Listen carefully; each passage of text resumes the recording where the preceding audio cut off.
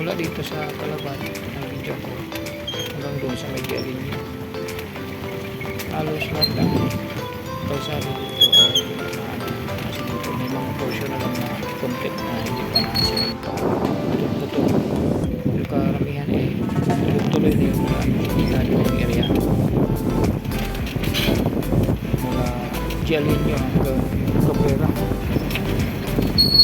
Ito lang namin dami na mga kapal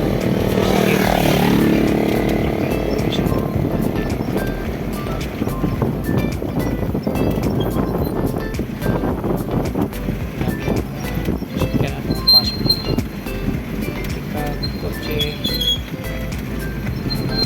four wheels, wheeler. Maganda na yung daan. Dati nung pista ng San Vicente, grabe putik, hindi naka-diretso yung gamit na sound system kasi putik yung daan, pinakamaga ng kalabaw. Kasi ngayon, diretso na yung mga sasakyan dito.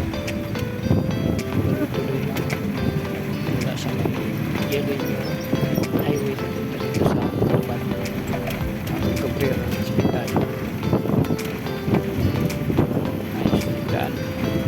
Good na siya. Kaya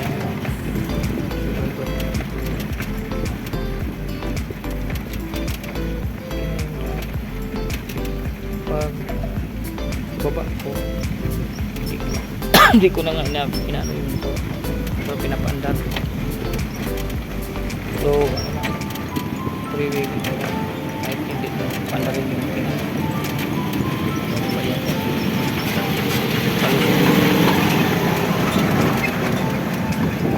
kalsada kaya may iba sa baba yung trabaho sa kalsada.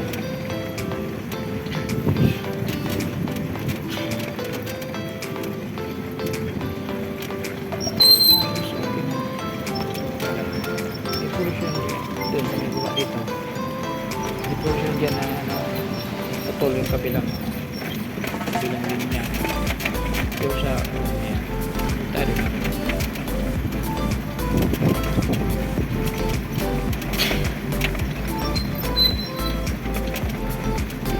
mahirap talaga pagpunta sa kalsada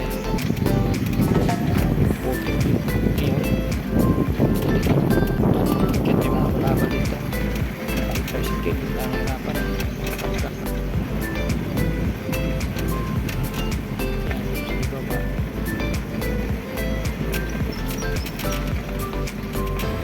dito na area yung kanang bahagi bago lang na sumatuhan kaya hindi pa pwedeng madaanan sa left lane lang pwedeng makadaan. Ang hirap ito putik nung last year area dito grabe putik kasi pinatrabaho pa. So ayan, may portion dito na half lang half lane pa lang siminto. Ito na lang area dito na hindi pa na kasi trabaho pa lang ilang linggo na puti na lang talaga hindi pa na siminto. Diba nagtrabaho sa gilid ng lagay ng barangay pati Dialinyo na ito